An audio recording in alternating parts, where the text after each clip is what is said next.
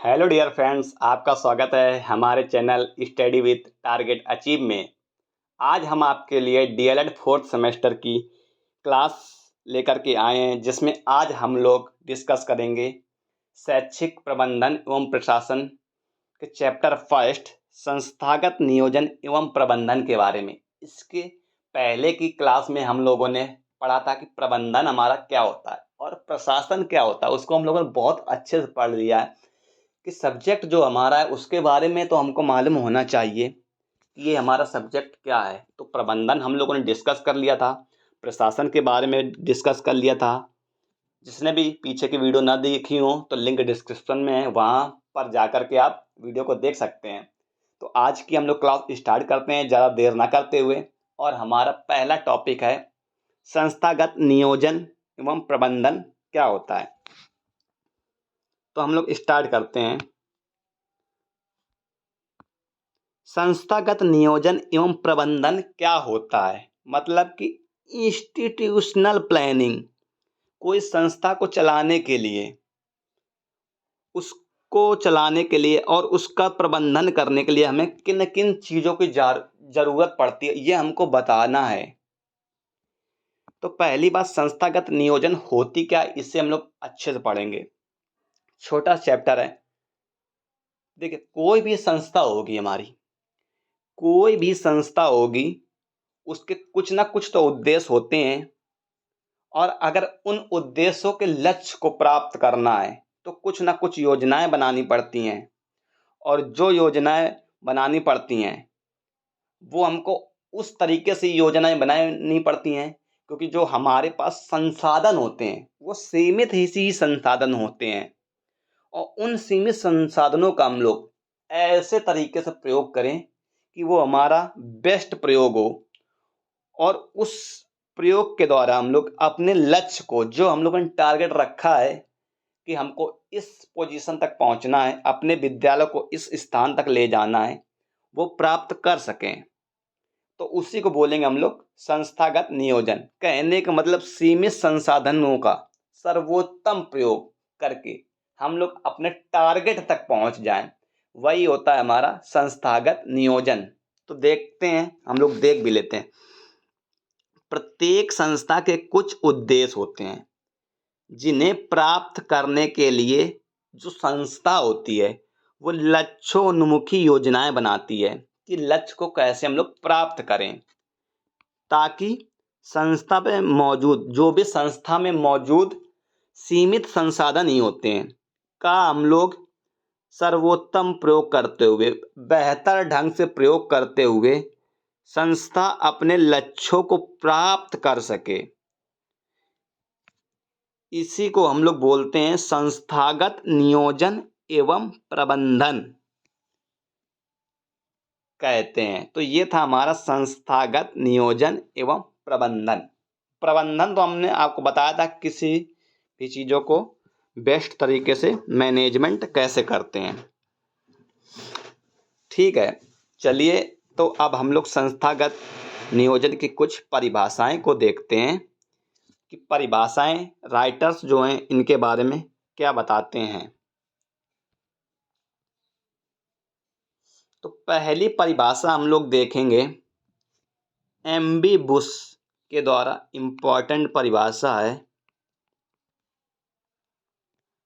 MB. Bush कहते हैं, एक शैक्षिक संस्था द्वारा अपनी आवश्यकताओं की पूर्ति हेतु भविष्य में प्राप्त होने वाले साधनों के आधार पर विकास एवं सुधार के लिए बनाई गई योजना ही हमारी संस्थागत योजना कहलाती है। अर्थात इनका कहने का उद्देश्य ये है कि एक जो भी शैक्षिक संस्था है जिसमें पढ़ाई से रिलेटेड सभी वर्क होते हैं, उसके द्वारा अपनी आवश्यकताओं, जो उसको आवश्यक है, उस शैक्षिक संस्थाओं की आवश्यकताएं हैं, उनकी पूर्ति के लिए भविष्य में प्राप्त होने वाले संसाधन या साधन, जो भी मतलब कि हमको भविष्य में क्या क्या साधन प्राप्त हो सकते हैं, उसी के अकॉर्डिंग हमको बनाना है। अभी जैसे हमारे विद्यालय में ऑनलाइन एजुकेशन नया नया आया है, तो उसको वो लोग पहले से टारगेट करके ही उसके आधार पर अपने शैक्षिक संस्थान का विकास करते हैं एवं विकास करने के साथ साथ समय समय पर सुधार भी करते हैं। और सुधार करके जो योजना बनाई जाती है उसी को हम लोग बोलते हैं संस्थागत नियोजन योजना।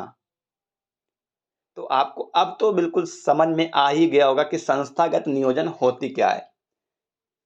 कि यह एक ऐसी संस्था होती है, एक ऐसी संस्था द्वारा अपनी आवश्यकताओं की पूर्ति हेतु और भविष्य में प्राप्त होने वाले संसाधनों के आधार पर विकास करना एवं उसमें सुधार करना, सुधार करके जो भी योजना बनाई जाती है उसी को हम लोग बोलते हैं संस्थागत योजना।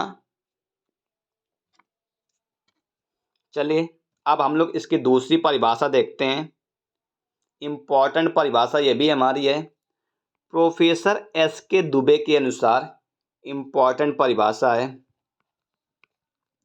प्रोफेसर एस के दुबे कहते हैं कि संस्थागत योजना निर्माण राष्ट्र के विकास में मील का पत्थर है।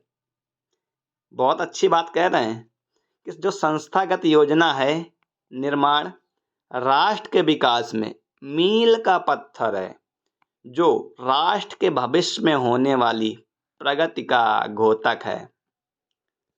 प्रोफेसर एस के दुबे ने स्पष्ट कहा है कि जो हमारी संस्थागत योजना है, संस्थागत योजना निर्माण है, वो राष्ट्र के विकास में, जो हमारा राष्ट्र का विकास होता है उसमें एक मील का पत्थर है। मतलब बहुत दूर तक सोचने वाली बात है कि एक मील का पत्थर है जो भविष्य में, जो राष्ट्र के भविष्य में होने वाली प्रगति, जो राष्ट्र में भविष्य में प्रगतियां होंगी उसके लिए बहुत इम्पोर्टेंट है। संस्थागत योजना निर्माण राष्ट्र के विकास में एक मील का पत्थर है। और मील का पत्थर का मतलब उनका उद्देश्य यह है कि बहुत दूर तक चलने वाली ये प्रक्रिया है, जो राष्ट्र के भविष्य में होने वाली प्रगतियां होंगी उनके लिए बहुत इम्पोर्टेंट है। ये तो हमारी थी परिभाषा। अब हम लोग पढ़ेंगे संस्थागत नियोजन एवं प्रबंधन की आवश्यकताएं क्या क्या हैं।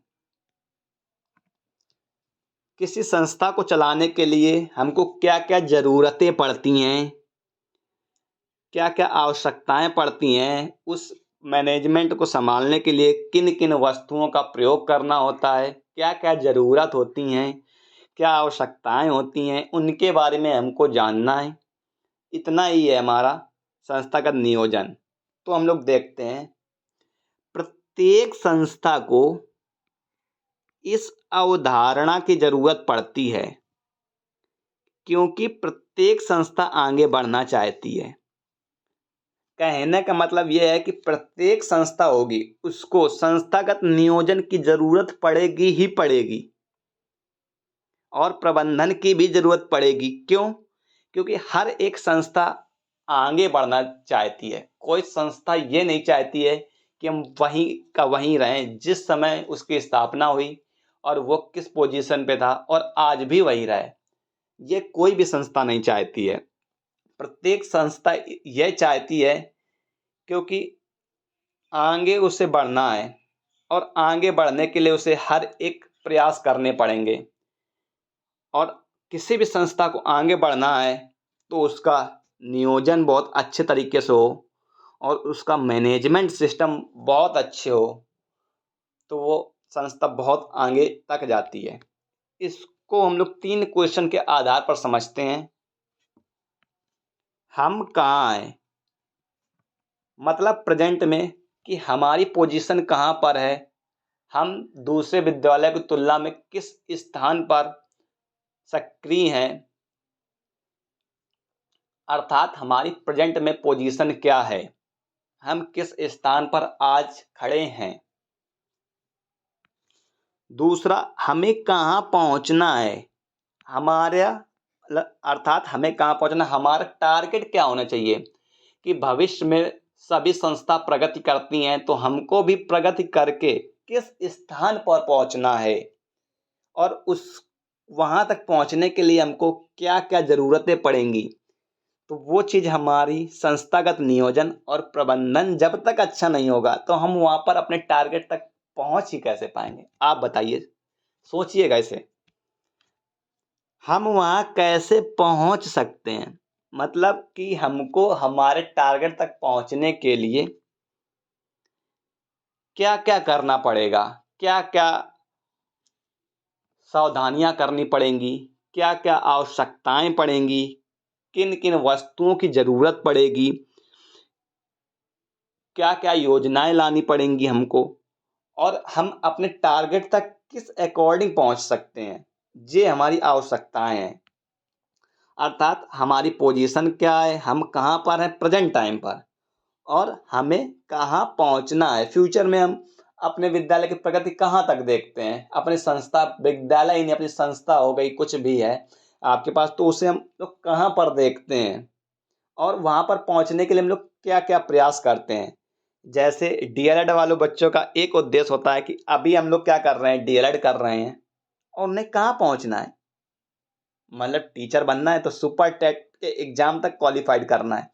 तो इसके लिए अभी हमको डीएलएड तो क्रॉस करना पड़ेगा अच्छे से, क्योंकि अगर डीएलएड ही नहीं क्रॉस हुआ तो हम सुपर टेट का एग्जाम ही नहीं दे पाएंगे। तो मेन पोजीशन है कि हम इस टाइम पे कहाँ पर खड़े हैं, अपने आप को देखिए कि अभी हम कहाँ पर हैं और फिर हमें कहाँ पहुंचना है, हमारा टारगेट क्या है। सुपर टेट क्रॉस करके सभी का एक ही उद्देश्य है कि हमको टीचर बनना है, और हम वहाँ कैसे पहुँच सकते हैं हमें ये भी मालूम होना चाहिए। तो जब तक हम लोग मेहनत नहीं करेंगे, डीएलएड पास नहीं होंगे, पहले हमको डीएलएड की परीक्षाएं अच्छे से देना है, इसके बाद अपना टेट और सुपर टेट की तैयारी करनी है अच्छे से। उसमें हमको क्या क्या प्रयत्न करने हैं, क्या क्या मॉक लगाना है, एनालिसिस करना है, कितने विषय को पढ़ना है, सिलेबस को डिस्कस करना है। जब हम लोग ये अच्छे से डिस्कस कर लेंगे तब हम वहां पर पहुंच सकते हैं। उम्मीद करते हैं कि आपको ये हमारी वीडियो पसंद आई होगी, और अगर ये वीडियो आपको पसंद आई हो तो वीडियो को शेयर कीजिए, लाइक कीजिए और सब्सक्राइब कीजिए। अगर आपको हमारे चैनल से जुड़ना है तो लिंक डिस्क्रिप्शन में है। और अगर आपको कोई भी प्रॉब्लम हो रही है किसी भी विषय में, डीएलएड के किसी भी सेमेस्टर में, तो आप हमसे टेलीग्राम पर क्वेश्चन पूछ सकते हैं। टेलीग्राम का लिंक हमारे डिस्क्रिप्शन में दिया गया है, आप उससे जुड़ सकते हैं। और नेक्स्ट की क्लास में हम लोग अपना दूसरा चैप्टर पढ़ेंगे, और दूसरा चैप्टर हम लोगों का है विद्यालय प्रबंधन। विद्यालय प्रबंधन, अब हम लोग विद्यालय के प्रबंधन को पढ़ेंगे नेक्स्ट की वीडियो में। धन्यवाद।